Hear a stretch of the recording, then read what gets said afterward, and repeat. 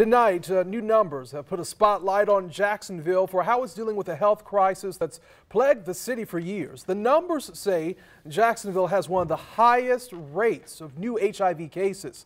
But First Coast News' Clark Foraker learned at a free testing event today that a congruent rise in opiate drug overdoses could mean a new era of HIV.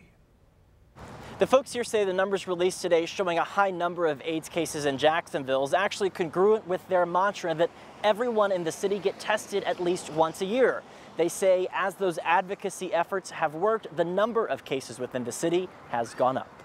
This truck goes all over Jacksonville, St. Augustine, Fernandina Beach, Clay County. Justin Bell's part of the team that delivers food to local food banks and people with HIV and AIDS. He knows the importance of staying nourished after being diagnosed in 2007. If you're not educated in the knowledge of HIV, you really can't help yourself much. He's handing out food as free tests were given off Moncrief Road. Coincidentally, on the same day, new numbers put Jacksonville in the spotlight of the AIDS epidemic. The only way we can get these numbers, these statistics that you're talking about down to where Jacksonville's not in the news, Florida's not on the news, is for every individual living in the state of Florida to know their status. Heather Vaughn says Lutheran Social Services offers free tests multiple times every year. Research from Emory University says Jacksonville has the 9th highest rate of new HIV cases in the country. It doesn't discriminate. It doesn't care if you're white, black, if you're rich or poor. It doesn't matter what side of town you live on. That said, the research indicates it is tied to the rise in opioid drug overdoses nationwide. There is a correlation.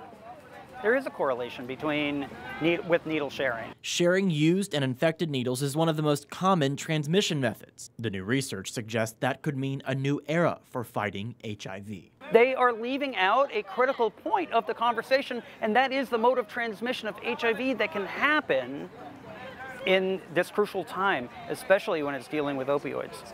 The free test here today only takes about 15 minutes. If you've never been tested, it's a simple blood prick right on the finger. If negative, they send you on their way. But they say one of the keys for folks who test positive is the support services surrounding the diagnosis. That's something they're able to start here today. And one of the reasons they say it's important for people to be connected to a clinic.